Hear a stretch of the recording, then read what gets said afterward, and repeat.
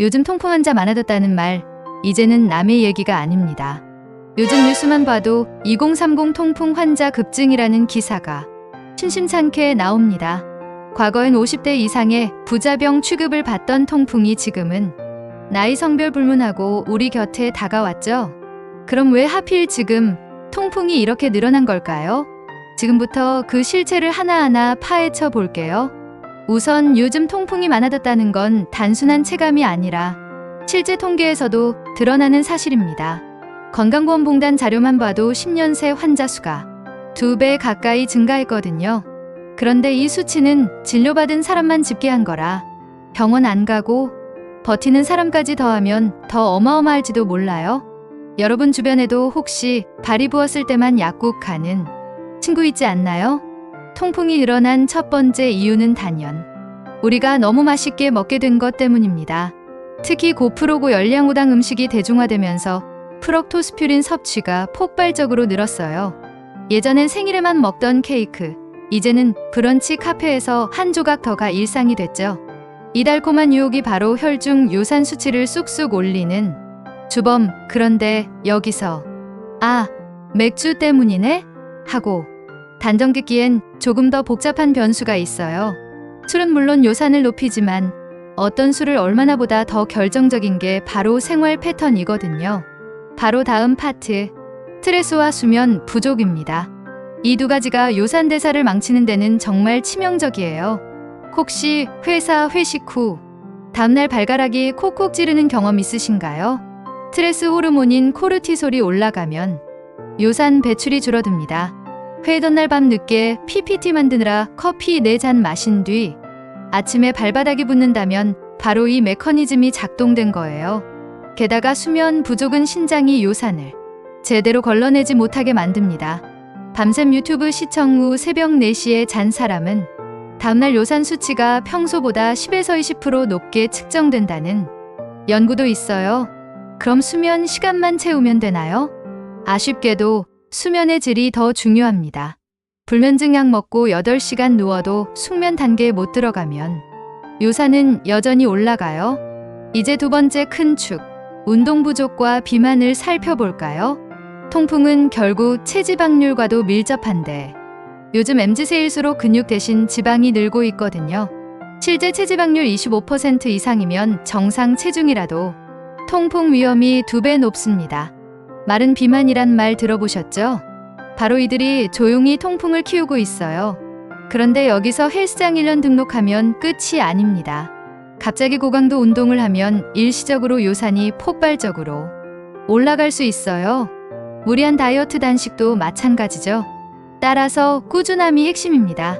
일주일에 150분씩 걷기만 해도 요산 수치가 10% 가까이 내려간다는 게 연구 결과예요. 지하철 한 정거장 일찍 내려서 15분씩 걷는 걸로도 충분해요. 세 번째, 환경 오염과 내분비 교란 물질도 통풍 증가에 한몫합니다. 미세먼지 농도가 높은 날 요산이 급격히 올라가는 걸 보여주는 논문이 최근 나왔거든요. 도시에 사는 사람일수록 혈중 요산이 높다는 통계도 있어요. 대기 중 나카드뮴 같은 중금속이 신장 세포를 손상시켜 요산 배출을 방해한다는 설명이 유력합니다. 게다가 일회용 플라스틱 용기에 담긴 탈레이트도 문제입니다. 배달 앱으로 매일 라면 족발 치킨 먹는 우리, 사실 화학물질 세트를 매일 섭취하고 있는 거나 다름없죠. 그렇다고 도시를 떠나라는 건 아니지만 적어도 공기청정기라도 켜놓으세요. 연구에 따르면 실내 공기질을 10%만 개선해도 요산 수치가 통계적으로 유의미하게 내려간대요. 이제 네 번째, 유전적 소인을 봅시다. 사실 통풍은 유전 영향이 30에서 60%로 꽤 큰 편입니다. 부모님 중 한 명만 통풍이 있어도 발병 확률이 2배로 뛰어요. 그런데 유전이 강조되면 사람들은 어차피 타고났는데 하고 포기하죠. 하지만 최근 유전체 분석 결과 환경 조절로 발현을 70% 이상 줄일 수 있다는 사실이 드러났습니다. 다시 말해 유전자 총알은 장전돼 있지만 방아쇠는 내가 당기느냐 마느냐 선택할 수 있다는 뜻이에요. 유전자 희생양이 되지 말고 환경 조절권을 되찾으세요. 다섯 번째, 의료 접근성이 좋아진 것도 통풍 환자 수치에 포함됩니다. 예전엔 아픈 줄 알면서도 병원 안 갔는데 이제는 동네 병원에서도 혈액 검사해주니까요. 반대로 보면 진료 건수가 늘어난 만큼 실제 환자도 더 늘었을 가능성이 높습니다. 단순히 더 진단된다는 게 아니라 더 생긴다는 뜻이죠. 그럼 6번째, 탄산음료의 공습입니다. 1980년대 이후 한국인의 프럭토스 섭취량은 4배 이상 늘었어요. 콜라 사이다 한 캔만 마셔도 하루 권장량의 120%를 넘깁니다. 프럭토스는 간에서 요산이 되는 ATP 분해를 촉진합니다. 말 그대로 숨겨진 설탕 폭탄을 마신 셈이죠. 제로슈가라고 안심했다간 함정입니다. 7번째, 프로틴 과잉 섭취도 주범입니다. 헬린이들이 매일 흔드는 프로틴 파우더, 사실 요산 생성량을 30% 가까이 올린다는 연구 결과가 있어요. 근육이 필요해서 먹는 건 이해하지만 권장량보다 2배 이상 넘기면 효율도 떨어지고 오직 요산만 남습니다. 하루에 1g/kg 이하로 줄이는 게 베스트입니다. 8번째, 저탄고지 다이어트도 이면을 들여다보면 문제투성입니다. 고기 치즈만 먹으면서 채소를 멀리하면 요산이 폭발하는 건 당연한 결과죠. 케토원푸드 열풍 뒤엔 병원 응급실로 실려가는 젊은 통풍 환자들이 늘었습니다. 다이어트는 하되 적어도 채소 우유 정도는 함께 먹어주세요. 9번째, 콜라겐 보충제도 의외의 덫입니다. 콜라겐 분말은 동물 결합 조직에서 추출하는데 퓨린 함량이 매우 높아요. 하루 한 스푼이 통풍 발작 부르는 순간이 될 수도 있습니다. 10번째, 수분 부족은 기본 중의 기본입니다. 하루 1리터 미만으로 마시면 요산 농도가 증가하고 소변으로 배출이 잘 안 돼요. 특히 에어컨 빵빵한 사무실일수록 더 위험합니다. 11번째, 야식 문화도 빼놓을 수 없죠. 스무넷이 편의점 족발곱 창치킨은 그야말로 퓨린 3종 세트. 새벽 2시까지 배달시켜 먹으면 다음날 아침 확진 사례가 됩니다. 12번째, 비타민C 결핍도 요산을 높입니다. 비타민C는 요산 용액 배출을 돕는데 채소 과일 안 먹는 현대인은 평균 권장량의 60%만 섭취하고 있어요. 13번째, 냉방병도 간과할 수 없습니다.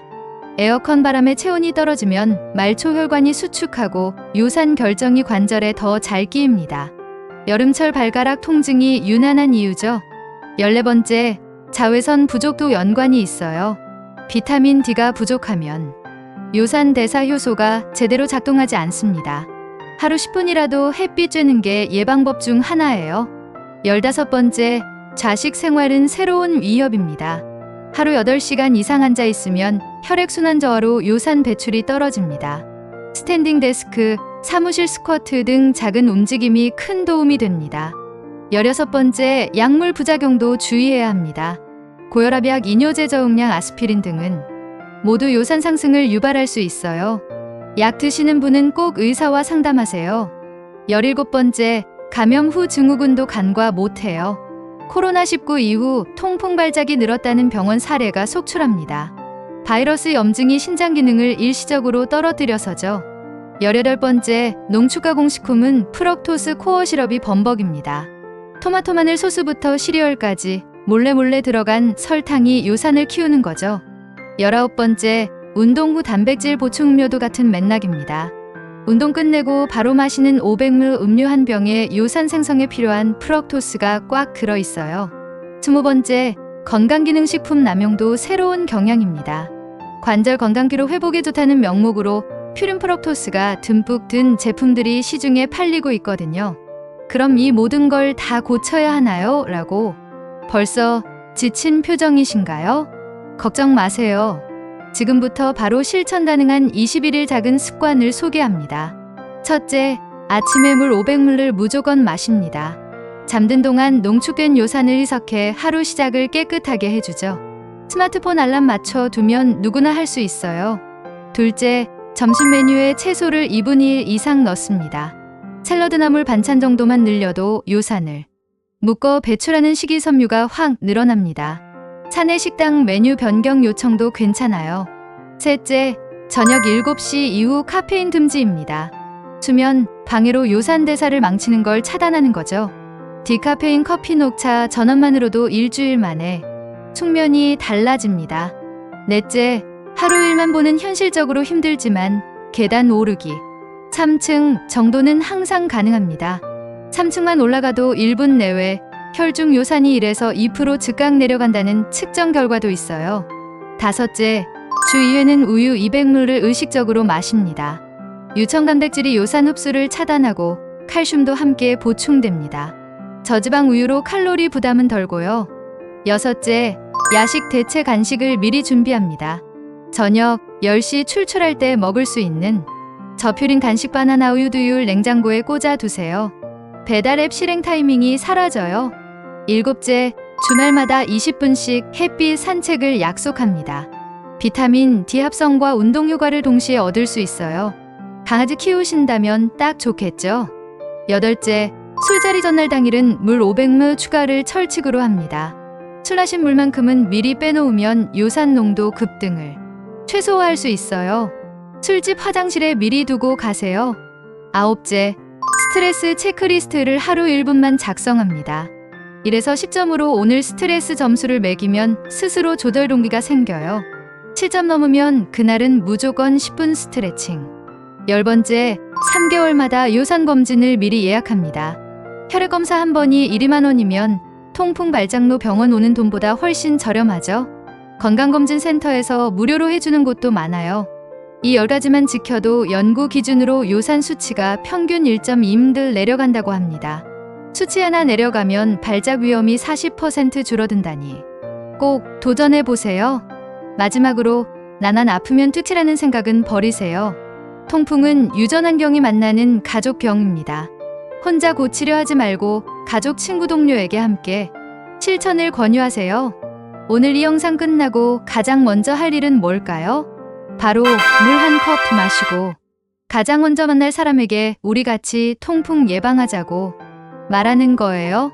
작은 습관이 모여 통풍이 줄어드는 대한민국을 만들 수 있겠죠?